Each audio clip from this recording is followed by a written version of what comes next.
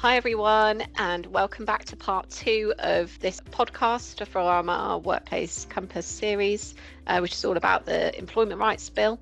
I'm Jess, an employment lawyer at BWV, and I'm here today with my colleague Simon, who is one of our HR advisors at NQHR. And we're going to jump straight back into the conversation we were having last time about the Employment Rights Bill implementation roadmap. Hi, everyone. So we're just looking ahead to 2027. The government's planning to bring in another major round of reforms that year. There's likely to be lots of far-reaching changes in terms of how employers manage their people. Yeah, absolutely. And one of the headline changes here is the introduction of the right not to be unfairly dismissed from day one of employment. So we've spoken about this before. It's a really, really big deal, a really big change, and it's going to mean, not only changes in respect of how dismissals happen in the early stages of employment where things aren't working out, but also in terms of how employers handle probationary periods and recruitment, of course. So these changes aren't going to mean that employers can't dismiss early on, but there are going to be new requirements around following processes and having reasons, and that's going to be, much more stringent, obviously, than system is currently, where you don't get any ordinary unfair dismissal rights until you've accrued 2 years service. Yeah, so from an HR point of view, it really removes that idea of there was a sort of a safe space at the start of an employment relationship. So it's really going to put the spotlight on onboarding, record keeping, and early stage performance conversations. So making sure that they're documented so you can show that you are taking steps to talk to the employees. You might need to update contracts, probationary letters, disciplinary processes, so they're fit for purpose from day one. Yeah, absolutely. And I think, all of that is going to be a real sort of time-consuming commitment that employers are going to have to really carefully consider. And of course, it's also something that we're carefully planning as well in terms of the support that we can offer to clients in this area as they make changes in anticipation of the new law. In addition to the day one unfair dismissal rights, 2027 is also going to be the implementation of the 0 hours contract changes. So this obligation to make guaranteed hours offers to qualifying workers, as well as rights attaching to compensation for late changes and shift cancellations and curtailments, and the right to reasonable notice of shifts. So again, whilst the detail of the framework is, much of it is still yet to be confirmed, what we know of what it's going to look like already, we know it's going to be a big one in terms of the admin burden on employers. And so lots of systems and processes are really going to need some careful review before those changes come in. And so that's definitely another thing for employers to think carefully about before 2027 when the changes take effect. Yeah, so we've got a lot of clients who've got variable seasonal workforces. So I'm already knowing that we're going to be having lots of conversations with them about these changes. So they're going to need to look carefully at who's on a 0 hours contract, what their actual working patterns are, whether those roles could be converted into something more stable.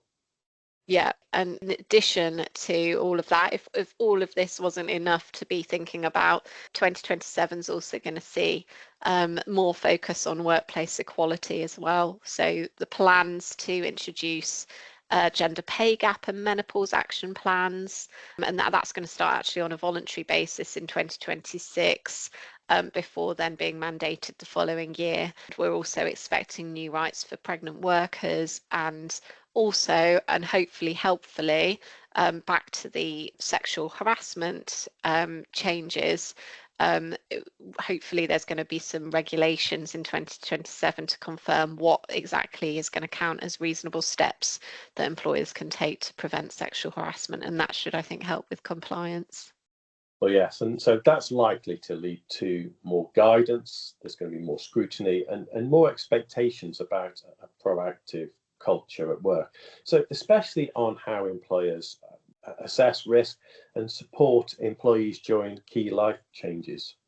Yeah, absolutely. And like we've said, we've got consultations that are due this autumn on the detail on lots of this. So, I think it's fair to say that while some of the detail is still evolving, the message is really clear, and that is that employers should be making the most of the opportunity to get ahead of these changes now while they can. Yeah, so it's really not about reacting at the last minute. It's about using this timeline the government has now set out to make steady improvements uh, and stay on the front foot, so you're not reacting or having to do things last minute. Yeah, yeah.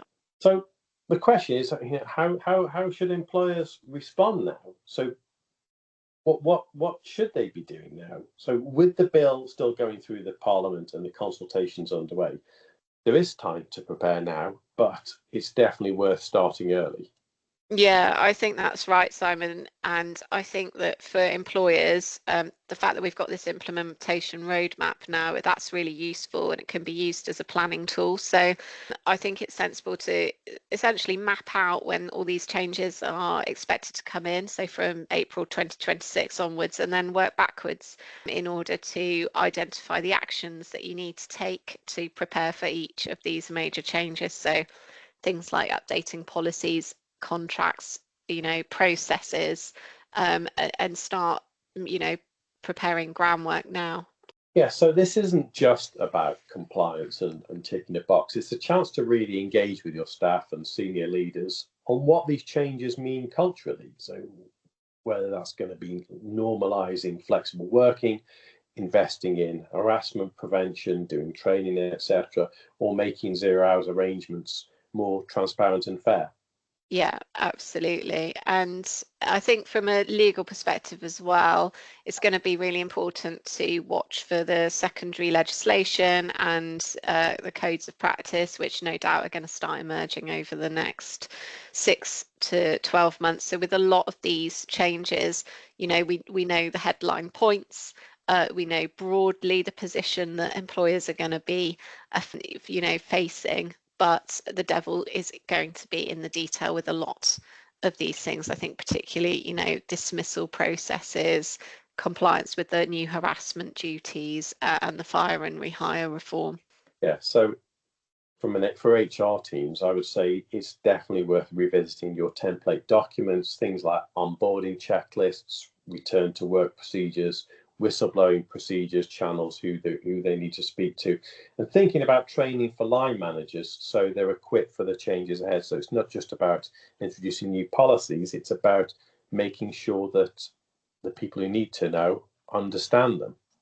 Yeah, absolutely. And I think as well as that, it's keeping an eye out for consultation and the opportunities that you might have through professional networks to engage in the various consultations that are going to be launched this autumn. So the government has said it wants to hear from employers. So that, that's the chance really to kind of shape some of the detail of how these reforms are going to work in practice. Exactly. So there's no getting away from it. This is a really big shift in the employment landscape. So, but with the right planning, it's also an opportunity to strengthen your practices and stay ahead of the curve. Yeah, so and to wrap up, if I just had to offer one practical tip to help employers prepare for all of this changes, I think it would be around the unfair dismissal changes and the day one unfair dismissal rights. So it's really, I think, important to start reviewing dismissal procedures and probationary processes now, and also obviously recruitment processes, so that you can make changes and tighten up processes now ahead of time before the law changes and these new day one unfair dismissal rights take effect.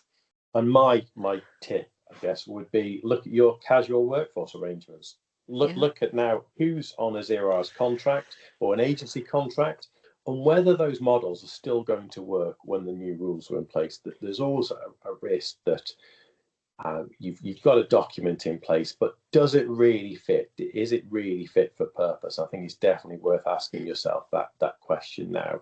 Yeah, absolutely. I agree. Yeah, so thanks, Simon. I think those are good tips, handy for employers to start thinking about all these things now. In terms of what we're going to be doing at VWV, we are going to obviously be continuing to follow the bill's progress. We're going to be sharing more updates with you as consultations and regulations emerge in the autumn and beyond. Thanks everyone for listening, and if you'd like support reviewing your policies and planning for those reforms, please do get in touch. Thanks everyone.